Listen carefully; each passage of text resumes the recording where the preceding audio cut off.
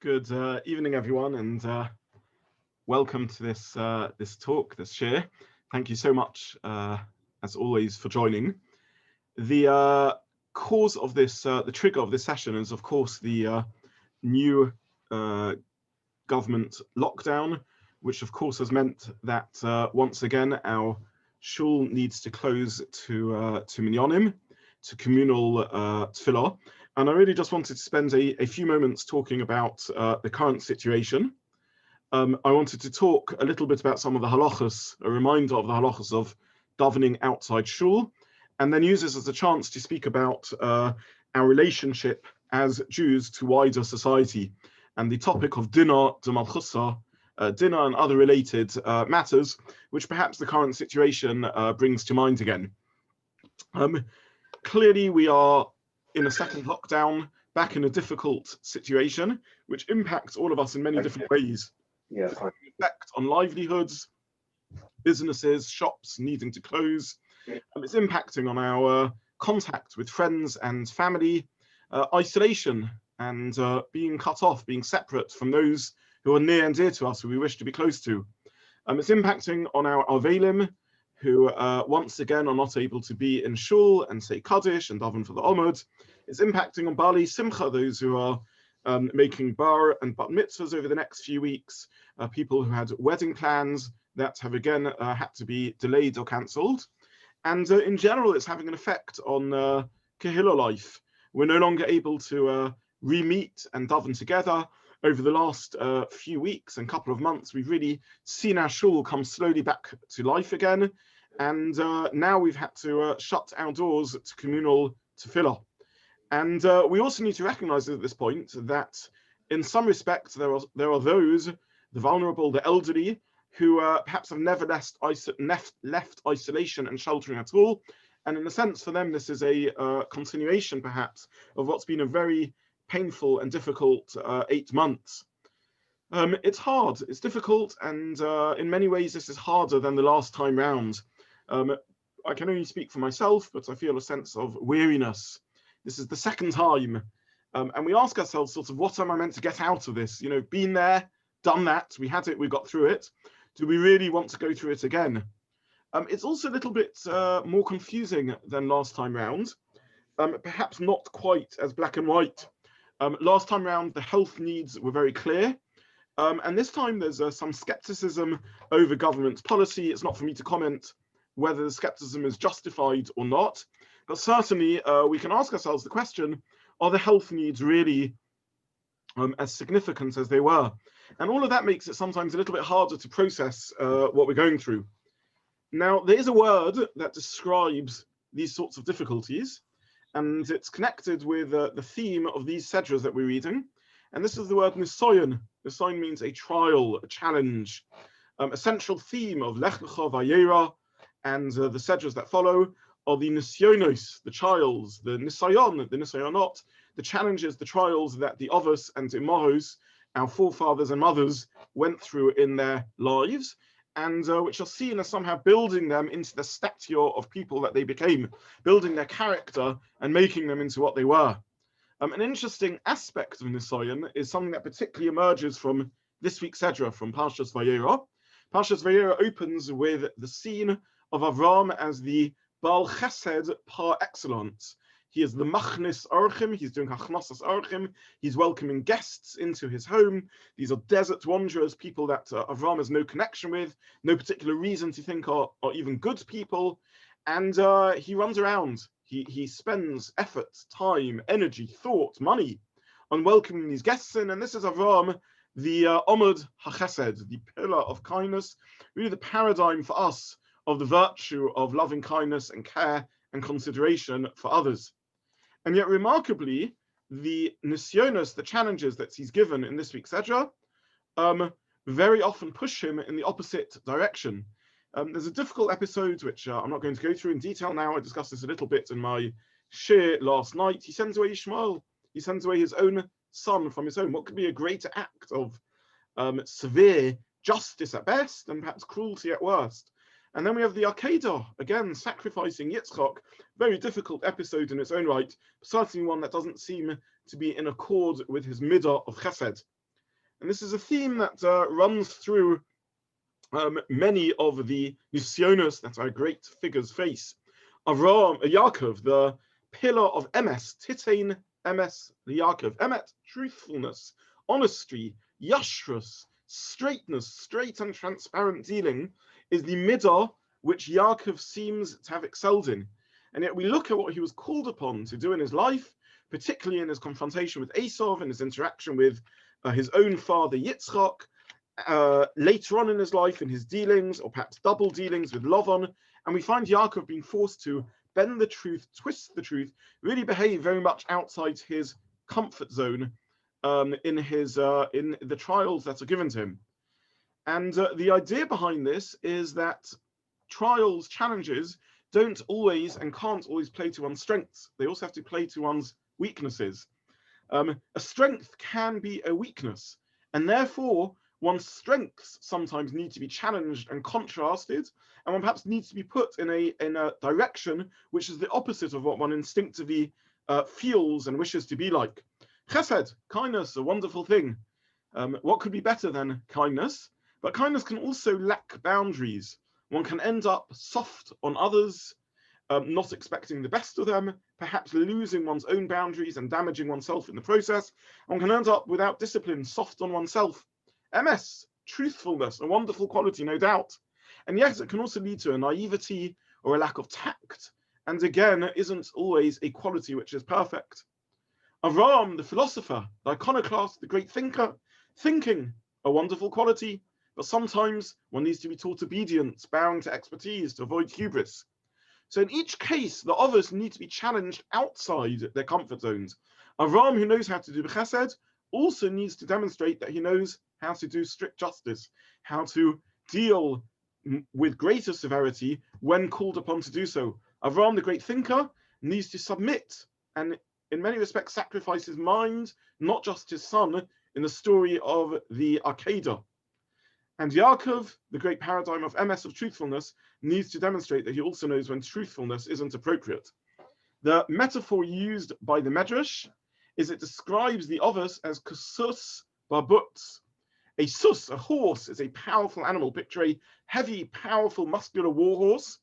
But when it lands in the marsh, its very strength, its power, its weight is what drags it down.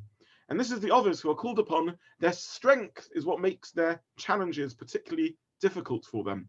It's Avram's chesed, his independence of thought, his ability to question and challenge, which makes the Akedah so difficult. It's Yaakov's emes and truthfulness, which makes it so difficult for him to deal with the Lavan and an Esau and Yitzchak, and yet do what he's called upon to do. And there's no doubt that what we're facing and experiencing is exactly this sort of nisayon. We have great strengths as a community. Our first and greatest strength is, of course, that we are a community. We want to spend time with each other. We want to connect. We want to be together. We want to enjoy each other's company. We enjoy being with our fellow members of the community. I don't just mean here in Israel, I mean across our whole broader community. We like each other. We want to be part of each other's lives and share experiences. That's one challenge in the current situation. The second challenge is that, I'll try and phrase this delicately, but one can put this nicely and say that we Jews have a Gemara cup. One can put it less nicely and say we're all a bunch of uber chachams. We always know better. We've got independence of thought, which is a great quality. We're able to question, think critically, think outside the box, challenge. But sometimes it makes it therefore a little bit difficult for us to obey rules. We want to think for ourselves, but then we also want to find loopholes. How can we read the rules? Where do we put the comma? Where do we put the full stop? And immediately when we see something, we want to work around it. Not a bad quality at all, but sometimes one that can perhaps lead us in a direction that's inappropriate. And it seems clear to me that this isn't the right approach over here. We need to adopt a stance of being real with the times, an obedience, an acceptance of a situation. We can't fight the times. We can't fight HaKadosh Baruch Hu, Hashem, and the experiences he is putting us through. If we try and do so, on the contrary, we lose what we're really meant to experience. We lose the living with the moment. We lose the acceptance of the Gzeirah, the acceptance of a decree, acceptance, this is the situation we are in. and we need to live with it and draw out that which is positive within it. Baruch Hashem, we're not going to be in this situation forever. There's light at the end of the tunnel. We are seeing very, very clear medical progress. Even now, the situation is very different to what it was several months back. But we still need to go with it. And really, this is first and foremost an appeal to keep the law. And as I said, I recognize it's not as simple as last time. The health situation is different. It's not so clear cut that shuls really and places of worship really should have been shut. There's no evidence that a shul that keeps the boundaries and behaves appropriately is a health danger. But the health risks are still out there. People are still dying. And many of us have heard just today news of the tragic passing of a relatively young man. We need to recognize what's going on. The logic of a general damping down is not as simple as a complete shutdown. The logic of what we're going through isn't that any one person necessarily faces a particularly high danger, but as the Prime Minister says, we need to cut out non-essential business so that people stay at home as much as possible, only leaving their homes for specific reasons, so that the country as a whole has a lessened rate. The medical care is better, the rate of effect on health is less, because the NHS can cope. But the government is worried about the numbers becoming too high, the numbers rising above a bearable and manageable level, and therefore as a whole we all need to do our fair share to cut down on the general interaction. And yes, it hurts that shuls have been hit by this. There's no doubt that what's cut out is a question of social priorities, and it hurts that social priority isn't shul and tefillah. And it's not because we value tefillah but tzibur less that we are taking this seriously as a shul. Our hearts are broken by this. This is a terrible situation to be in. But it's because we believe a country needs to operate with the rule of law. It's because Torah calls upon us to do this, and I'll talk more about that in the next section of this discussion when we look on a sheer level at some of these topics. But it's because we have to live with the rule of law that we are doing this. And it's true that this can often not feel rational. Why should the shul be closed and other things be open? Why is it that we can learn and study, educational programs continue, but we can't daven? How is it that in our own shul we allow the base, which is a separate institution with its own trustees, but nonetheless on our site to be open, in line with the guidelines, and yet tefillah can't take place? And the truth is we understand this in halacha also. There's a concept of lo plug. A law has to be made as a general rule for society. There isn't necessarily an intrinsic logic in a red light meaning stop and a green light meaning go, other than it's chaos if everyone just decides to do things in their own way. It may be perfectly right and safe to look left and right in the middle of the night and then check and go through a red light. There may be no particular danger in that situation. But if everyone begins doing that, then society falls apart and it simply can't function. And therefore, this is the sacrifice we need to make.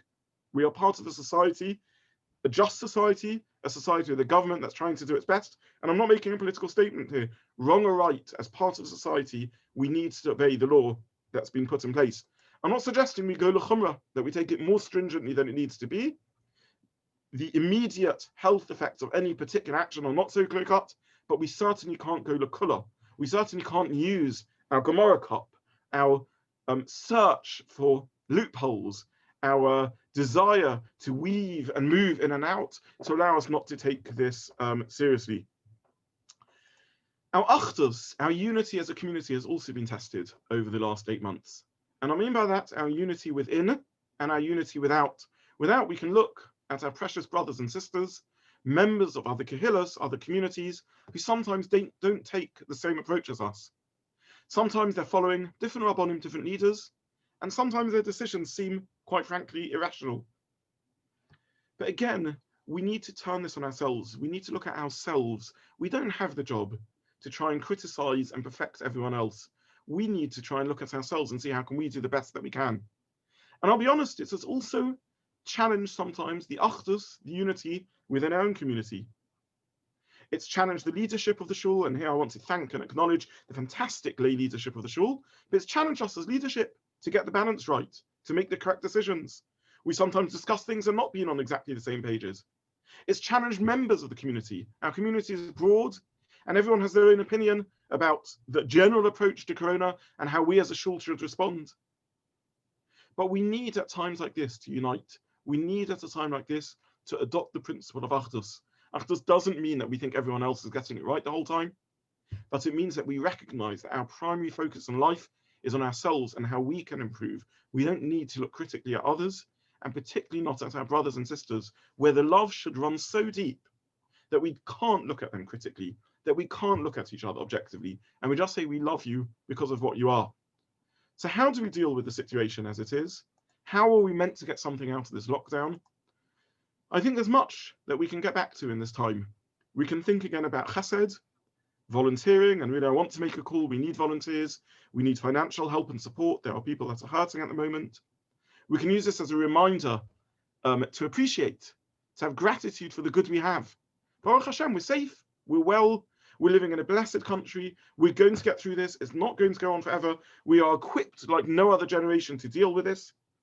And yet this can also remind us of the danger of hubris. It's a healthy reminder to realize that we're not in control. We need to adopt discipline and structure.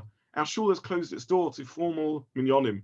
We're not able to daven as a community together in formal timetabled tefillah, but we still need to daven. We still need to keep the structure in our homes, in our private tefillahs, wherever we're davening, to ensure that we've still got a structure. And there's a lot of good in that also.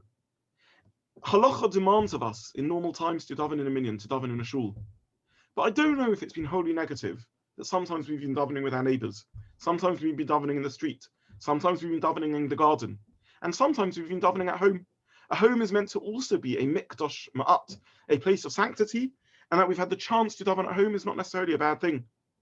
You know, Breslovers talk about, Hasidim, the Breslov group talk about davening in the forests, going out to commune with nature, and to daven to Hashem whilst we're surrounded by the gifts of nature. Us Litvaks, we can't do that. We follow halacha.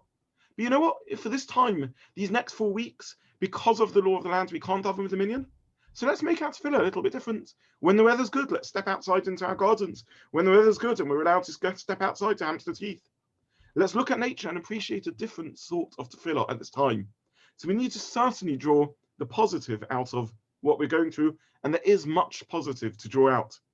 And finally, as I said, there's light at the end of the tunnel, and I really look forward to all of us being back together in a community, able to daven together, to do the things that a kehillah does together as soon as possible. Amen. And in the meantime, we should all be well. I want to just comment very briefly in the second part of what I want to cover this evening, a reminder of the halachas of when one is davening outside shul, to remember that tefillah has fixed times, and we should actually daven at fixed times also to keep the structure. We've set up the Zoom davening again as a resource. It doesn't count halachically as a minyan. However, it's a way for us to come together to daven, and please see the emails, see the shul website for when these Zoom tefillahs run. They are daily, Shachris, Mincha, and Mariv. We have a Kabbalah Shabbos for those who can get there 20 minutes before the start of Shabbos, led by Malcolm with a musical Kabbalah Shabbos. We have a musical Havdalah led by the Shatzkers. It's not a minyan. One isn't yotze tefillah b'tzibur like that. One can answer amen to those who are davening via Zoom. And we should take advantage of this if this is a way to enhance our davening. Our tefillahs are critical. We have to make every effort to daven at the moment with kavanah, and to choose a quiet, designated place. The concept of a mokum kavua applies even at home. We should dress properly with with attire and shoes as is appropriate for covered tefillah. And we should try and daven in a place which minimizes distractions, not opposite a mirror or a picture, and if possible, davening facing a wall. The times of davening, the halachic times of davening are on our website. Under the calendar button, there's 2 tabs, one which shows our programming and the other which shows the Zamanim. There are many websites online of Zamanim, but our website shows those which follow the minhag of our shul.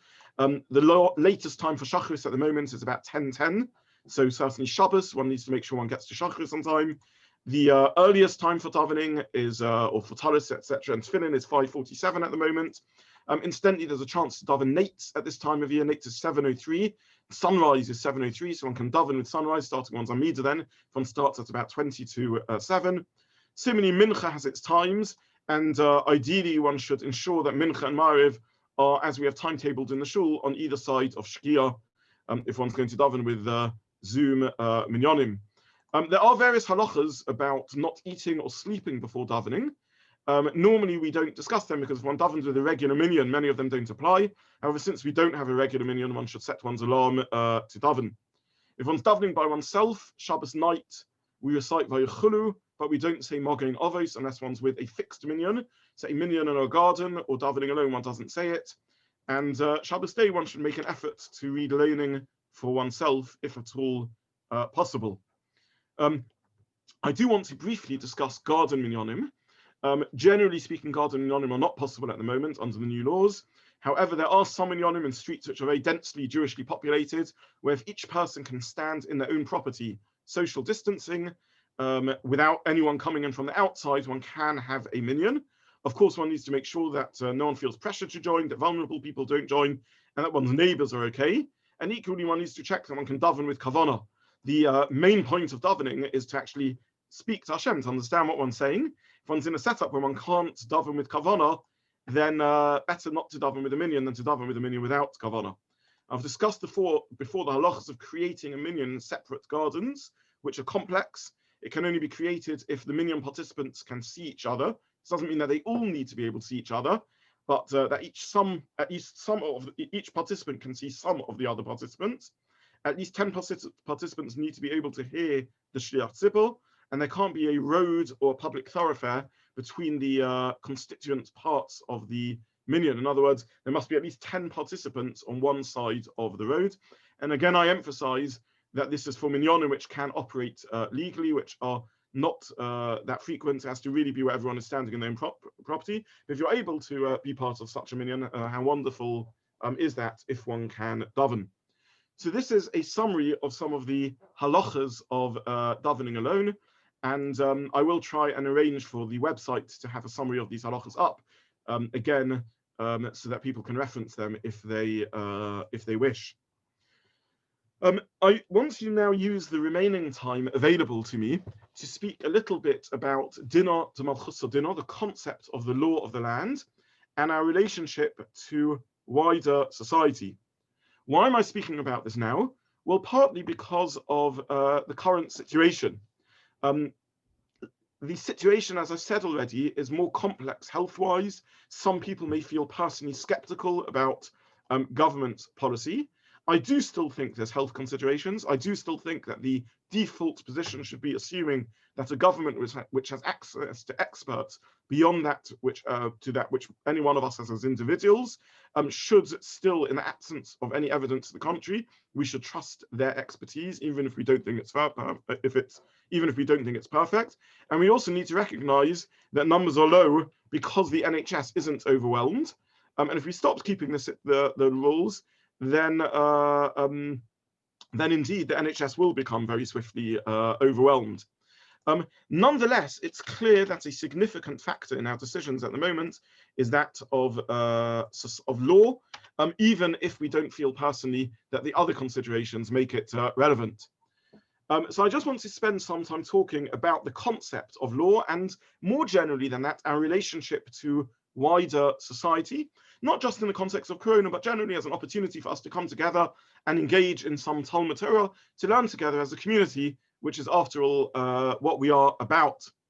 Our relationship to wider society is a complex one. Bein Yisrael la'amim, between Klal Yisrael and the Ummah Ha'olam, isn't always, it's not always simple and clear cut to know how we're meant to connect. This is a sensitive matter. It's not an easy one. We are the Am HaNivcha, the chosen nation, Am Segula. What is our attitude meant to be? How are we meant to relate to broader society? And what is the halachic perspective on that? How are we meant to process halachas, which perhaps make us a little uncomfortable in this area?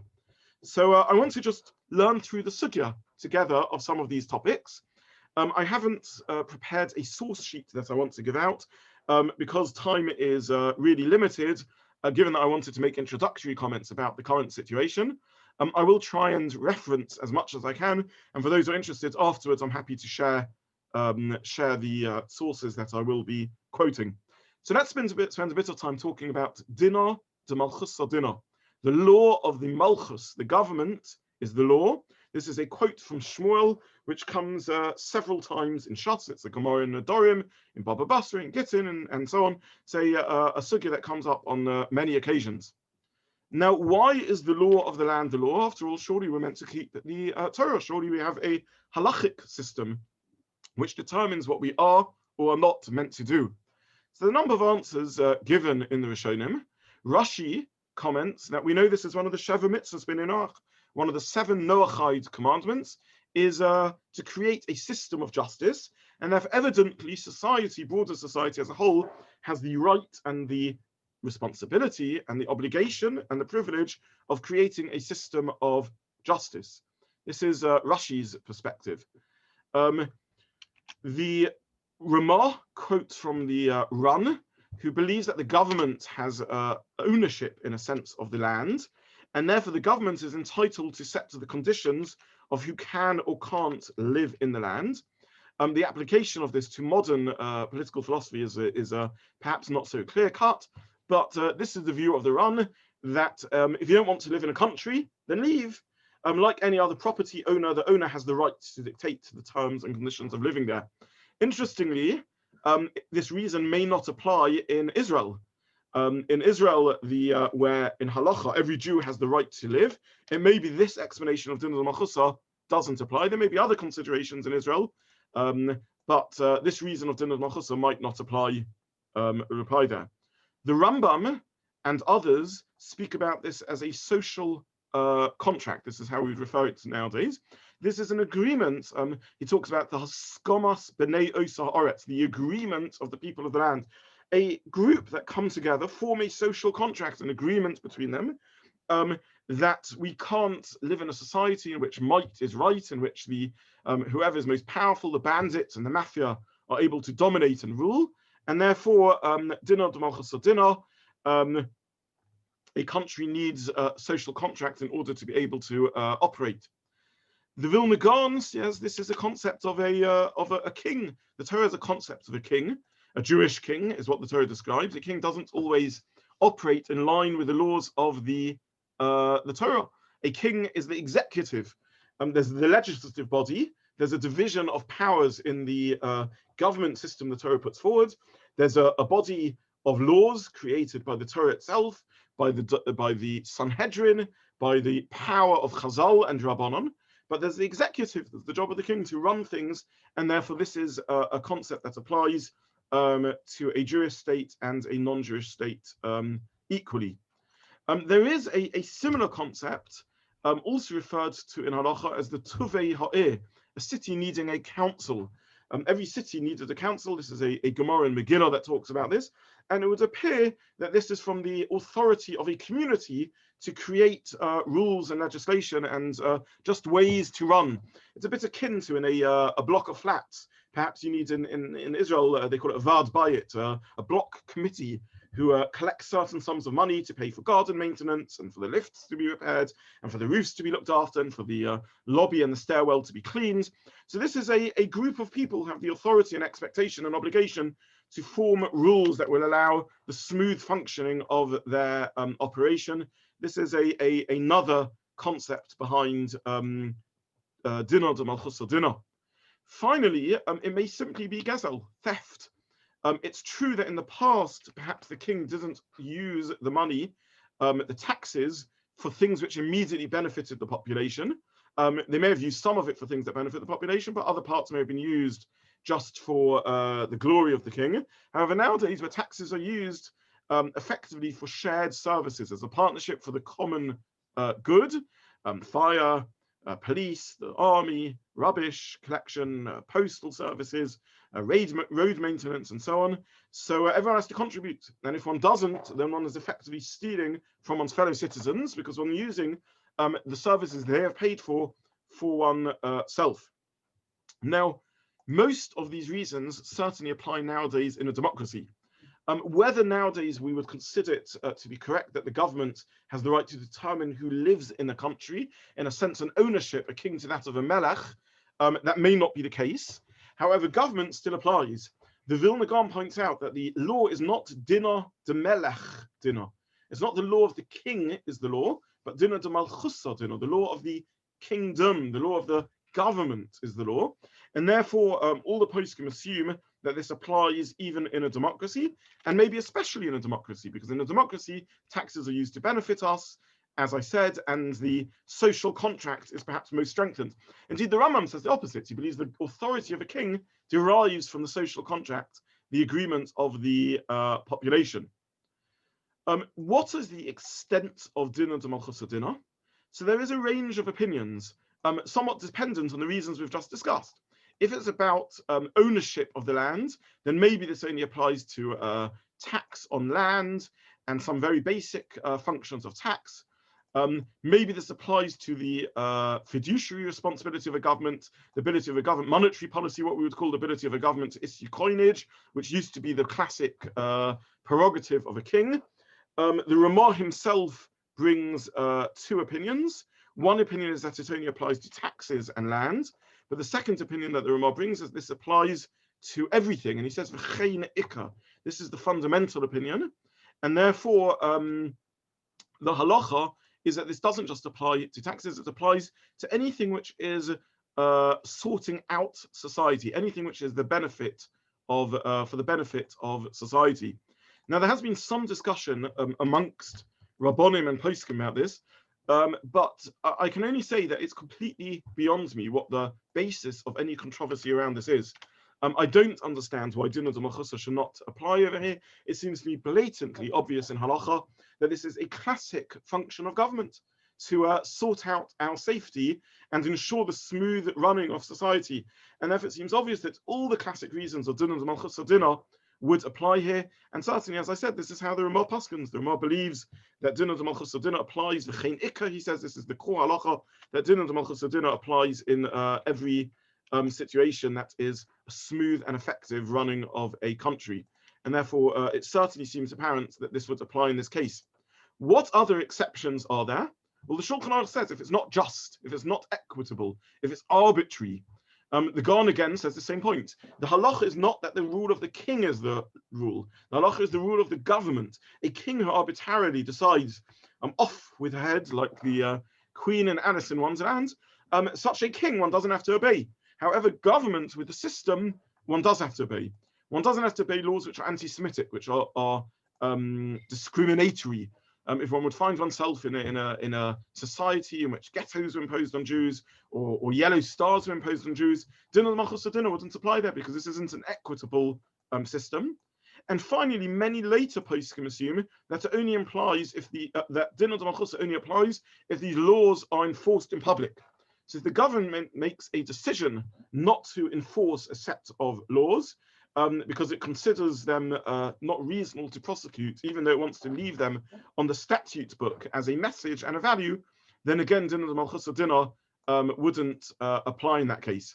Perhaps certain classes of drugs, which I'm certainly not recommending anyone take, but the government has announced that small use of Class C drugs won't be prosecuted. So probably Dina DeMalchuta wouldn't apply there, though of course there's more significant and obvious reasons why one shouldn't take them. However, these are the parameters of Dina DeMalchuta. So Dina DeMalchuta seems to me blatantly and absolutely obvious that it applies in this case. I think that there's another set of halachos here that deserves to be spoken about that are applicable to this situation, but also need a little bit of understanding. And some of them can make us slightly uncomfortable, and therefore I want to address them. The halacha is that we can be mechalel Shabbos, we can break Shabbos to save the life of a member of Klal Yisrael, to save the life of a member of Klal Yisrael, a member of Yisrael. Now, why can we break Shabbos to save the life of someone who is outside Klal Yisrael? So if you open the Shulchan Aruch and the poskim, you will see that the reason is because of the concept of Ava, of hate. So why can one save the life of a Nachri? In order to avoid Ava, hate. It shouldn't generate anti-Semitism if people feel we are discriminating, if we are only breaking Shabbos to save the life of a member of Klal Yisrael, and therefore Ava is the halachic justification. Now this is no doubt something that is difficult to understand and perhaps makes us feel a little uncomfortable. Is this indeed the only reason that we do this?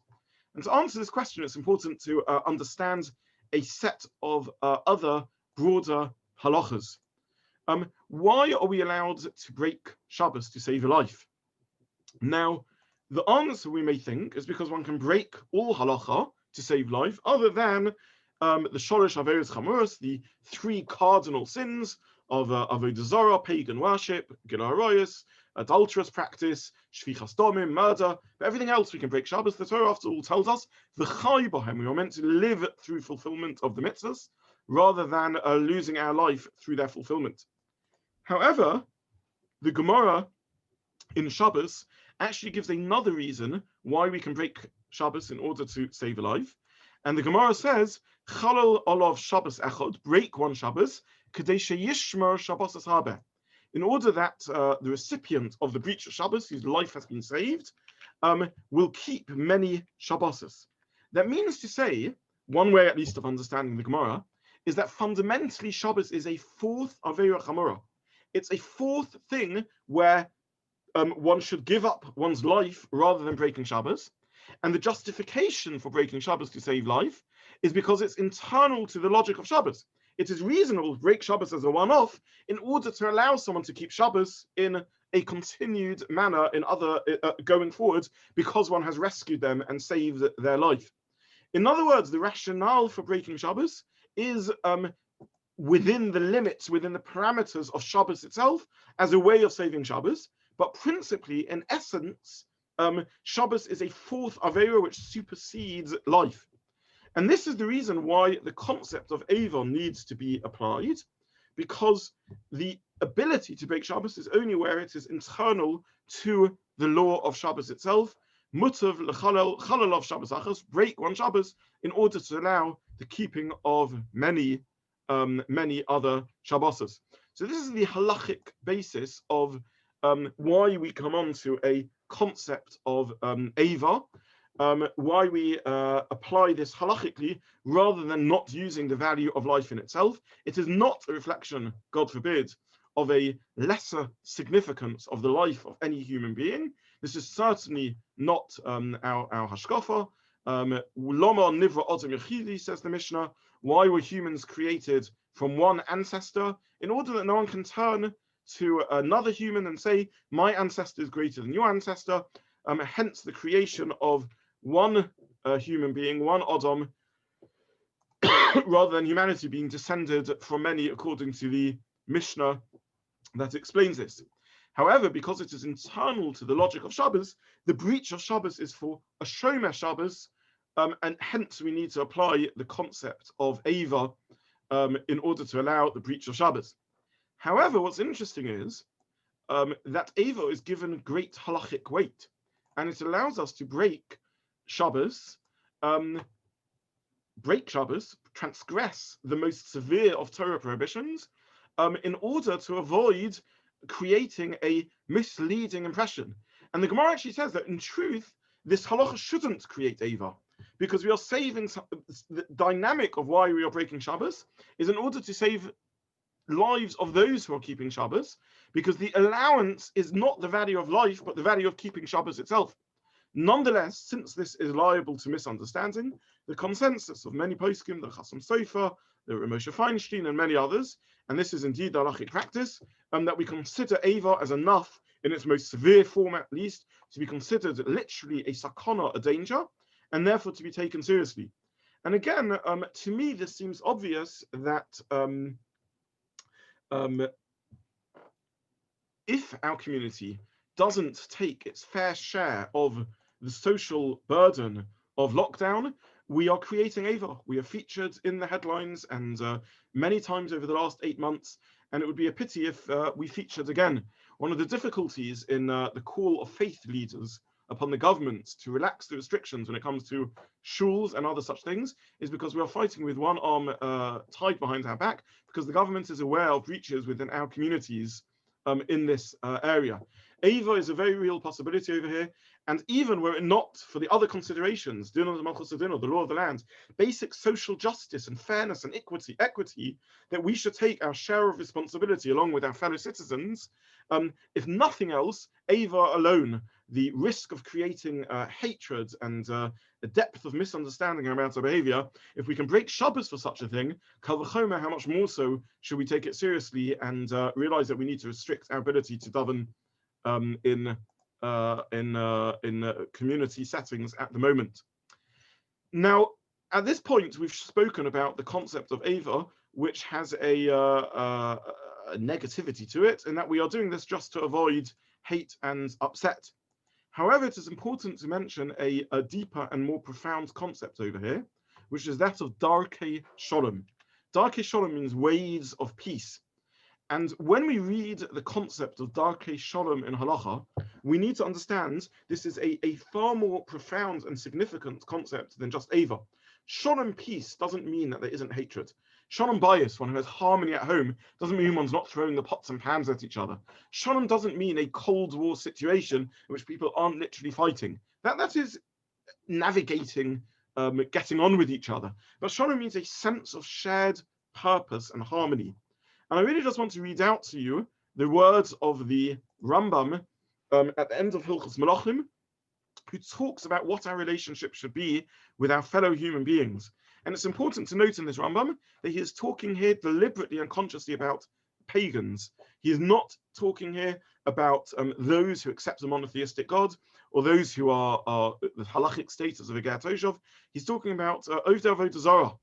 And he says, Tzivu Chachomim, the requirement is Levakeh Chaleim, to engage in visiting the sick, Likva Meseim, Im Meis Yisrael, to bury the dead of pagans together with the dead of Klal Yisrael, Lefani Saniyeim, to support their poverty-stricken people, Bechlal Aniyei Yisrael, amongst those who are poor in Klal Yisrael. Why? Mipnei Darkei Shalom, because of ways of peace. Darkei Shalom over here does not mean just that we're not hated. Darkei Shalom means peace, because we are fellow human beings, we are fellow Tselem Elokim, created in the image of HaKadosh Baruch Hu, because we're fellow citizens on planet Earth. And the Rambam carries on, Harineh Tov Hashem L'Kol, Rachmov Al Kol Masov. HaKadosh Baruch Hu is good to everyone, and his mercy is on all his creatures. The ways of the Torah are meant to be Darkei Noyam, and the paths of the Torah are meant to be paths, nesivos of peace. So here's the Rambam speaking, and this isn't some liberal 21st century lefty saying this. Is the Rambam speaking, quoting the Gemara, that we are meant to take responsibility to fanis aniyeim imaniyei Yisrael, to support those who are poverty-stricken, to visit the sick, to care for those of society who are our fellow human beings. Darkei Shalom, Rachmov al Kol Masov. We are meant to follow the ways of Hashem and have mercy on all creatures and on all beings. And this is something very different to Ava. This isn't just that we're not hated. This is because we're meant to have a sense of kinship and sharedness with all human beings. And therefore, I would simply conclude by saying, to me, it seems absolutely clear that there are genuine health considerations here. I recognize they are not as simple and clear-cut as before, and this is a much broader societal issue of dampening down activity, but we have an obligation to follow this, both because of Darkei Shalom, both because of Ava, and because of Dina DeMalchuta, because this is a halachic requirement. It's the basis of justice, social justice, fairness, decent treatment of other human beings, and if nothing else, if we want to be selfish in our approach, because of Ava, because we don't want to be hated by others, but it seems clear to me that this is the parameters of the sugya, and therefore something that we're halachically obliged to take seriously. So this concludes what I wanted to use our allocated 3/4 of an hour for, to speak about this topic. As I said, it is a difficult situation. I believe the correct avodas Hashem in this situation is to submit. This is our nisayon, this is our trial. Like the trials of the office, it is not playing to our strengths, it's playing to our weaknesses, but this is what makes it a growth opportunity, and there's much good that we can draw out of it. And let's draw that good out. Let's use this as a chance to build unity and achdus rather than disunity. Let's use this as a chance to reach out in chesed, in kindness, in tzedakah, to those who are struggling, to those who are finding it hard. Let's lift the phone and speak to those we don't normally speak to. Let's check in on each other that we're okay. Let's volunteer, please, for the shul to help us, help those that need help within our community. And let's use this as a chance to build a different sort of ruchnius, a different sort of spirituality. Much of the time, halach imposes an external structure on us, but this time we can build the internal structure also, because we don't have the opportunity of davening together in a minyan, in a community. Ladies and gentlemen, I miss you. I miss being able to see you face to face. As good as Zoom is, it's not the same.